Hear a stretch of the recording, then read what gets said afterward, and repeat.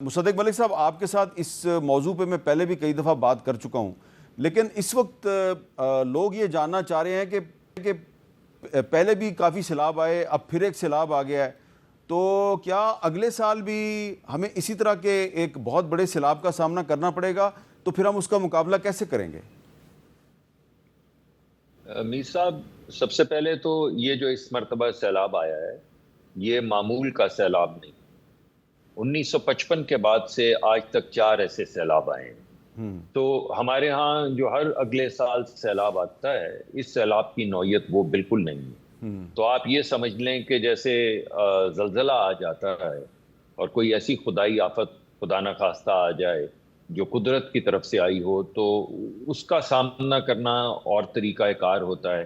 اور جو معمول کے سیلاب، کیونکہ ہماری مانسون جو ہے اس کی انٹینسٹی بڑھتی چلی جا رہی ہے، پوری دنیا میں گرمی بڑھ رہی ہے، اس کی وجہ سے گلیشیئرز پگھل رہے ہیں، گلیشیئرز پگھلنے کی وجہ سے فلو واٹرز جو ہیں نالوں میں اور اس کے بعد دریاؤں میں بڑھتا چلا جا رہا ہے، تو وہ سیلابی کیفیت جو ہے وہ مختلف ہے۔ اور ان دونوں سے نبرد آزما ہونے کے لیے آپ کو مختلف اقسام کی اسٹریٹجیز چاہیے۔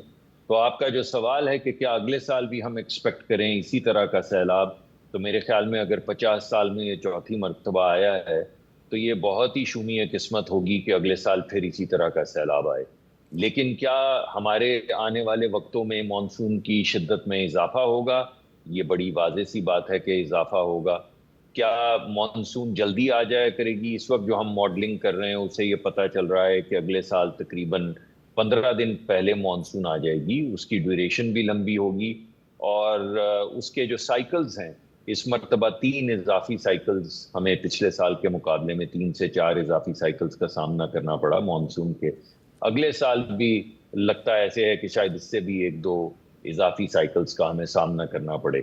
تو اس سیلاب سے نمٹنے کے لیے جو معمول کے سیلاب ہوتے ہیں، ان سیلابوں سے نمٹنے کے لیے ہمیں جو حکمت عملی طے کرنی ہے، اس میں سب سے پہلی بات تو یہ ہے کہ جو پانی کے بہاؤ میں آبادیاں بنی ہوئی ہیں، چاہے وہ بڑے بڑے سیٹھوں کی وہ ہوٹل ہیں یا ان کے ریزورٹس ہیں جو خاص طور پہ ناردرن ایریاز میں، شمالی علاقہ جات میں بنے ہوئے ہیں، اور کسی غریب آدمی کا وہاں پہ کوئی ہوٹل نہیں ہے، یہ سب امیر لوگ ہیں۔ ان میں سے بہت سے لوگ تو ایسے ہیں جو گلگت بلتستان کے بھی نہیں ہیں۔ آپ کبھی موسم میں جائیں تو آپ سے 80 ہزار 90 ہزار روپے کرایہ وصول کرتے ہیں رات کا۔ لیکن جب یہ پانی کے بہاؤ کے اوپر بنائے جاتے ہیں تاکہ سیاح لطف اندوز ہو سکے پانی سے، تو جب وہ پانی شدت اختیار کرتا ہے اور ان ہوٹلز کو توڑتا ہے، تو آپ کو ان کے جو گارڈرز ہیں، بڑے بڑے یا کانکریٹ کے بلاکس ہیں یا بڑے بڑے لکڑی کے بالے ہیں، وہ آپ سمجھ لیں میزائل بن جاتے ہیں نیچے کی کچی بستیوں کے لیے۔ اس وجہ سے ان تمام راستوں کو صاف کرنا اور ان آبادیوں کو وہاں سے ہٹانا جہاں پہ وہ نالوں کے ارد گرد آباد ہیں، 300 دن کے اندر اندر ہٹانا۔ ابھی اس وقت گلگت بلتستان میں، کیونکہ وہاں سے میں نے ذکر شروع کیا ہے، وہاں پہ خالصہ زمین یعنی سرکاری زمین کو تقسیم کیا جا رہا ہے عوام میں۔ تو یہ جو ندی نالوں کے قریب آبادیاں ہیں، اگر ان کو بھی تھوڑا سیف رقبہ دے دیا جائے تو میرے خیال میں وہ زوننگ کے ذریعے اور انفورسمنٹ کے ذریعے بہت سی تباہیوں سے ہم بچ جائیں گے۔ اسی طرح شہروں کے اندر ہمارے پاس 300 دن ہیں، اگر یہ معمول سے زیادہ کی بارشوں کے لیے ہمارے پاس شہروں میں ڈرینیج سسٹم نہیں ہے، تو اب ہمارے پاس 300 دن ہیں کہ ہم وہاں پہ ڈرینیج سسٹمز میں اضافت کر لیں یا نئے ڈرینیج سسٹمز بنا لیں یا نالوں کو نئے نالے بنا لیں یا ان کو وسیع اور صاف کر لیں۔ تو یہ بھی دوسری چیز ہے۔ تیسری، یہ جو بنی ہوئی ہیں اللیگل ہاؤسنگ سکیمز جو دریا کے کنارے بن گئی ہیں یا ایسی جگہیں جہاں پہ انہیں نہیں ہونا چاہیے تھا، تو اس طرح کا جو سیلاب آیا ہے یہ تو اننڈیٹ کرے گا۔ اگر اس طرح کے سیلاب آئیں گے جو میں نے آپ کو بتایا 70 سال میں یا 75 سال میں 4 مرتبہ آئے ہیں، تو وہ تو ہر آبادی کو افیکٹ کرے گا۔ لیکن معمول کے سیلاب کے راستے میں بھی اگر یہ آبادیاں بنیں گی تو بہت تباہی ہوگی، اس وجہ سے ان کو بھی علیحدہ کرنا تو ہم نے جو کچھ بھی کرنا ہے وہ 300 دن میں کرنا ہے۔ 300 دن۔ اچھا، یہ جو آپ باتیں کر رہے ہیں نا، جو آپ باتیں کر رہے ہیں، مجھے یاد ہے 2022 میں جب سیلاب آیا تھا اس کا زیادہ افیکٹ سندھ پر ہوا تھا۔ تو اس وقت جب میں سندھ میں اس سیلاب سے متاثرہ علاقوں میں گھوم پھر رہا تھا، لوگوں کے مسائل جو ہیں ان کو ہائی لائٹ کر رہا تھا، تو مجھے وہاں پہ جام خان شورو صاحب حیدرآباد کے آس پاس کسی سیلاب زدہ علاقے میں مل گئے تھے اور اس وقت وہ ہمارے ساتھ موجود ہیں. اس وقت انہوں نے جو میرے ساتھ گفتگو کی تھی وہ کافی ملتی جلتی ہے جو آپ کی گفتگو آج آپ کر رہے ہیں. ذرا میں چاہتا ہوں کہ ایک کلپ آپ سنیں. جام خان شورو صاحب جو ہیں وہ 2022 کے سیلاب میں مجھے کیا کہہ رہے تھے. آپ کے پاس آپ کو دریاؤں کو راستہ دینا پڑے گا.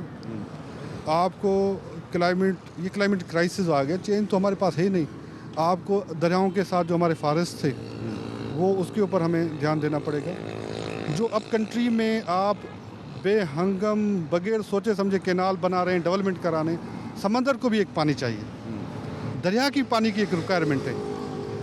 اگر وہ ہم نہیں کریں گے تو یہ ہمارے پاس کرائسس آتے رہیں گے. تو ہم نے دریاؤں کو بھی ناراض کیا, ہم نے سمندروں کو بھی ناراض کیا اور ہم نے قدرت کو بھی ناراض کیا. اچھا جام خان شورو صاحب, جو گفتگو آپ نے کی ہے تقریباً ویسی ہی گفتگو جو ہے وہ آج کر رہے ہیں مصدق ملک صاحب. تو آپ 2022 میں بات کر رہے تھے, مصدق ملک صاحب 2025 میں بات کر رہے ہیں. آپ سندھ کے صوبائی وزیر ہیں, وہ وفاق کے وزیر ہیں. تو بڑی مجھے یہ سوال پوچھتے ہوئے تکلیف ہو رہی ہے کہ کیا خدا نخواستہ اگلے سال بھی آپ اور مصدق ملک صاحب ایسے ہی باتیں کر رہے ہوں گے اور میں ایسے ہی سوالات کر رہا ہوں گا, یا ہم نے کچھ سبق سیکھ کے کچھ کرنا بھی ہے عملی طور پہ, اور کیا کرنا ہے ہم نے؟ مہربانی امیر صاحب. دیکھیں میر صاحب, یہ کرائسس جو آیا ہے, جو دریاؤں کے ساتھ ہم نے کھلواڑ کیا ہے, یہ ایک دن کا نہیں ہے. یہ جو دھرتی سندھ پنجاب یا پاکستان پورا ہمارا جو بنایا گیا تھا, یہ 6 دریاؤں کے حوالے سے بنایا گیا تھا. اس دھرتی کی ریکوائرمنٹ بھی 6 دریاؤں کی تھی, اس سمندر کی ریکوائرمنٹ بھی 6 دریاؤں کی تھی. جب سمندر میں پانی جاتا تھا تو سی انٹروژن کو روکتا تھا. ہمارے جنگلات جو تھے وہ بڑھتے تھے, جو کچے کے جنگلات تھے یا سمندر میں تمر کے جنگلات تھے وہ بڑھتے تھے. ہمارا جو کوسٹ لائن تھا وہ 100 کلومیٹرز تھا, جو شرنک ہو کے 10% رہ گیا ہے اس وقت. ہم یہ نہیں کہہ رہے. یہ کرائسس, کلائمیٹ کرائسس اس دن سے سٹارٹ ہوا جب سے ہم نے انڈس بیسن ٹریٹی کر کے ہمارے 3 بڑے دریا دے دیے, جو جس دھرتی کی ریکوائرمنٹ 6 دریا کی تھی. آج پنجاب میں جس ایریا پہ سیلاب آیا ہے ہمارے ملک میں, 3 ایسٹرن ریور راوی, ستلج, بیاس, یہ پنجاب کے اندر 55 MF پانی گراؤنڈ واٹر کو ریچارج کرتے تھے. آج پنجاب میں 55 MF پانی جو 10 تربیلا ڈیمز کے برابر ہے وہ ریچارج ہوتا تھا, وہ ریچارج ہونا بند ہو گیا. اب ہمیں کنکریٹ میئرز لینے ہیں کہ کس طرح جو ہم نے کلائمیٹ کو ہٹ کیا ہے, کس طرح ہم نے اپنے 3 دریا دے دیے ہیں, جو ہماری ریکوائرمنٹ تھی وہ ختم کر دی ہم نے. آج ہمیں یہ ڈیسائیڈ کرنا ہے کہ سمندر کو پانی دیں گے تب آپ کا یہ ایکو سسٹم چلے گا, ادروائز وہ ایکو سسٹم آپ کا بند ہو چکا ہے. آج ہمیں یہ ڈیسائیڈ کرنا پڑے گا جو سمندر دریاؤں کے راستے میں ہم نے انکروچ کیا ہے اس کو بحال کرنا پڑے گا.